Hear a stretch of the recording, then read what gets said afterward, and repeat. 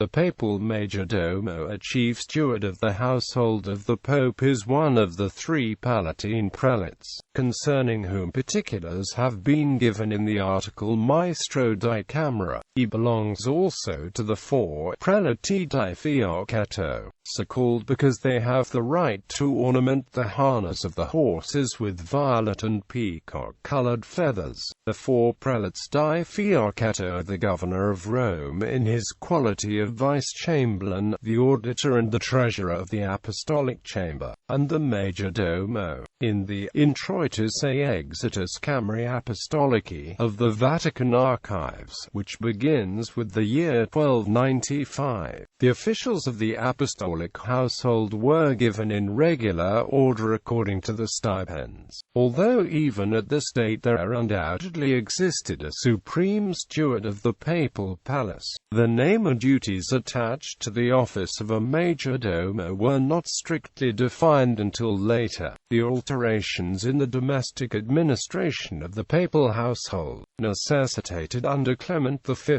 and John XXII by the transition from the natural economy to the economy of money, were of a far-reaching nature, but it was only after the return of Martin V from Avignon to Rome in 1418 that the modern offices were gradually evolved, to attain subsequently during the Renaissance a full development. In the 16th century a maestro-di casa, master of the house, stood at the head of the whole administration of the papal household. Towards the end of the 16th century, the same official was accorded the title of prefetto del Sacro Palazzo Apostolico, and under Urban VIII he was first granted the title of majordomo pontifico, pontifical majordomo. It was then his duty, on the accession of a new pope, to form the papal familia, that is, to suggest candidates for the various household offices and then to direct the whole household. Insofar as this duty necessitated expenditure, the treasurer of the Holy Roman Church, the minister of finance for the time being, exercised sharply defined control over the majordomo and his assistants. This circumstance did not, however, constitute the treasurer a household official, or the praefectus sacri palatia and administrative official. The majordomo has always been exclusively a household official. A complete list of the occupants of the office from 1534 is preserved. The general rule recognized by the Roman Curia at the close of the Middle Ages, that the head of any important department should have jurisdiction over all his assistants, extended to the majordomo, not merely in civil matters but likewise in criminal charges.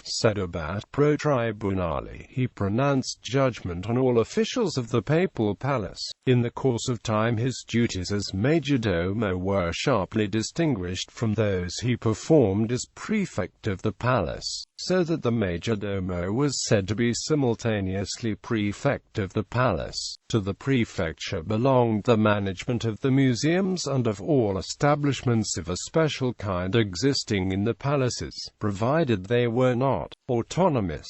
The keeping of the palace accounts also fell to the prefect. After 1870, following the loss of the Papal States to reunited Italy, there was a great change in these conditions. The important office of the prefect was separated from that of the majordomo, and entrusted to the commission of cardinals appointed to administer the business affairs of the Holy See. The arrangement of Leo XIII was so far altered by Pius X that the Cardinal Secretary of State was made prefect of the apostolic palaces. Subordinate to him were the sub-prefect, the Foria Maggiore, the Cavallerizzo Maggiore, the Segretaria della Prefettura, the Computisteria, the Architetto and the Juristic Councillors, forming in their corporate capacity the divisional boards of direction of the palace administration. The museums and galleries were also entrusted entrusted to this body. The above-mentioned alteration by Leo XIII